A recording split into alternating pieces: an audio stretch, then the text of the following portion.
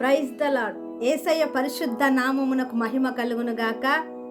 ఈ డైలీ బడి కార్యక్రమం ద్వారా ప్రతిరోజు వస్తున్నటువంటి షార్ట్ మెసేజ్ వింటున్నటువంటి ప్రియ ఆత్మీయులారా, మీకు అందరికీ యేసయ్య కృప పరిచయ పక్షాన నా హృదయపూర్వకమైన వందనాలు తెలియజేస్తూ ఉన్నానండి.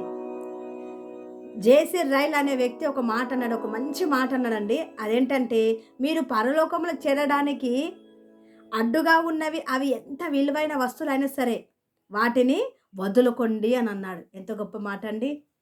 మనమందరం ఇంత భక్తి చేస్తుంది ఎందుకొరకండి? పరలోక రాజ్యంకు చేరాలనే కదా. ఆ పరలోక రాజ్యానికి చేరడానికి ఏదైతే అడ్డుగా ఉందో అది ఎంత విలువైన వస్తువైనా సరే దాన్ని ఏం చేసుకోవాలంట? విడిచిపెట్టుకోవాలంట, వదులుకోవాలంట.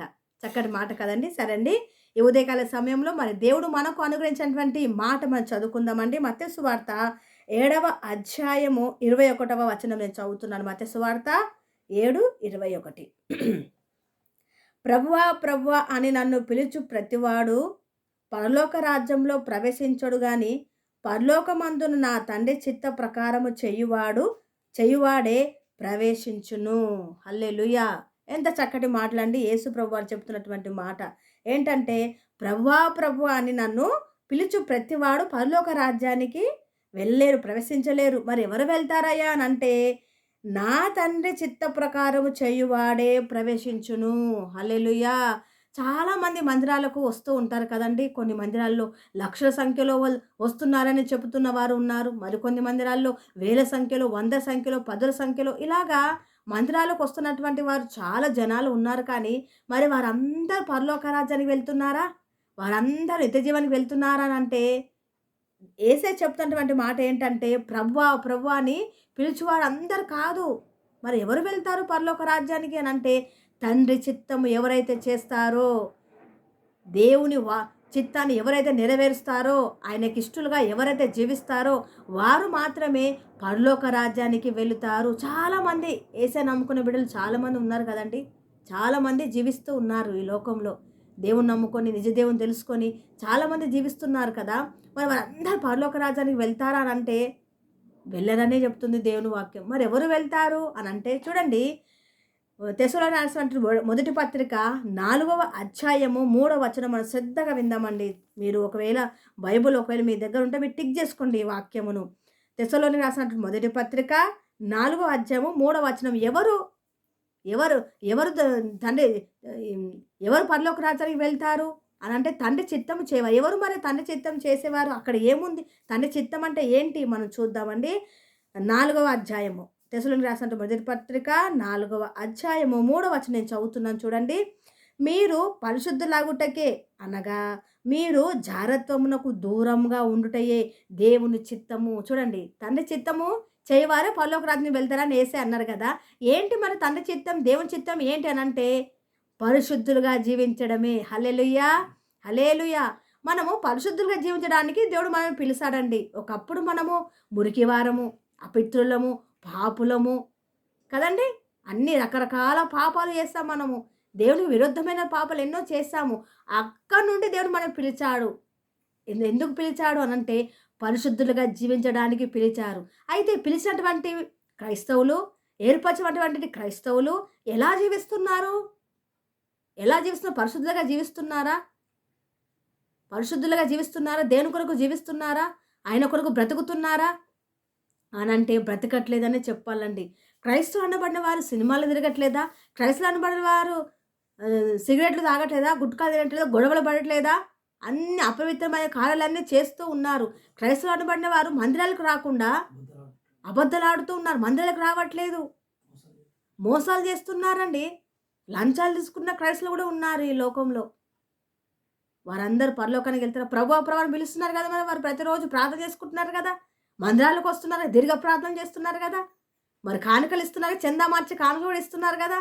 వారందరూ వెళ్తారా పరలోక రాజ్యానికి అని అంటే కాదండి. మరి ఎవరు వెళ్తారు పరలోక రాజ్యానికి అని అంటే, పరిశుద్ధులగుటకే అనగా మీరు జారత్వమునకు దూరంగా ఉండుటయే దేవుని చిత్తము. జారత్వానికి, అపవిత్రతకు, కాముకత్వానికి, పాపానికి దూరంగా ఉండి ఎవరైతే పరిశుద్ధులుగా జీవిస్తారో వారే నిత్య జీవానికి వారసులవుతారు. హల్లెలూయా, హల్లెలూయా. ప్రేమైన దేవుని బిడ్డలారా, ఉదయకాల సమయంలో ఇదిగో నా యేసే మాటలుంటున్నటువంటి ప్రియులారా, ఎవరు పరలోక రాజ్యానికి వెళ్తారు అనంటే తండ్రి చిత్తము చేయువారు. యేసయ్య ఏదైతే చెప్తున్నా అది చేసేవారు పరిశుద్ధులు.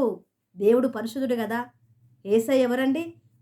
నేను పరిశుద్ధులై ఉన్నాను గనుక మీరు పరిశుద్ధులై ఉండండి అని కోరుతూ ఉన్నాడు. మనం పరిశుద్ధులుగా ఉండాలి. ఆ పరిశుద్ధుని యొక్క పిల్లలం కదా మనము.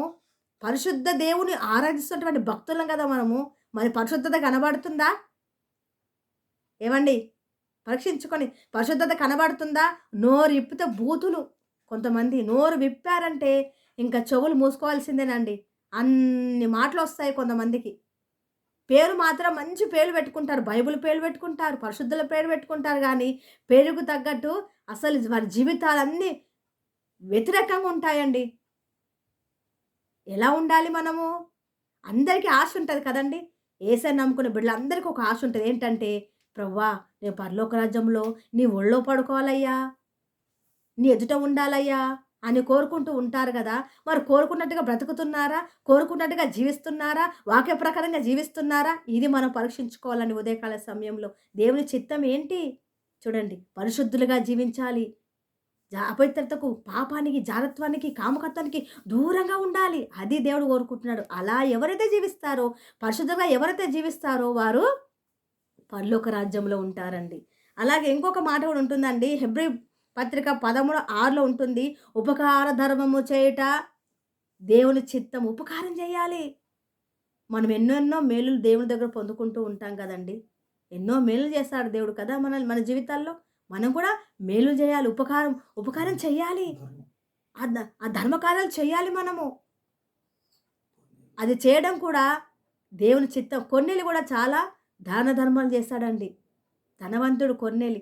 చాలా దాన ధర్మాలు చేశాడు. అది కూడా దేవుని చిత్తం. మొదటిగా దేవుని చిత్తం ఏంటంటే పరిశుద్ధులుగా జీవించడం దేవుని చిత్తము. ఉపకార ధర్మము చేయడము దేవుని చిత్తము. హల్లెలూయా. మనము దేవుని చిత్తము నెరవేర్చి జీవిస్తేనే మనము ఆ నిత్య జీవంలో యుగయుగాలు ఆ యేసయ్యతో మనము యుగయుగాలు ఉంటామండి. వాడబారని ఆ యొక్క పరలోక రాజ్యంలో మనం ఉంటామండి. హల్లెలూయా. ప్రేమైన దేవుని బిడ్డ ఉదయకాల సమయంలో దేవుని చిత్తము మనమందరము జరిగించి ఈ లోకంలో జీవించుదుముగాక. ఆమేన్. అట్టి కృప మనకందరికీ దేవుడు అనుగ్రహించునుగాక. చిన్న ప్రార్థన చేస్తాను.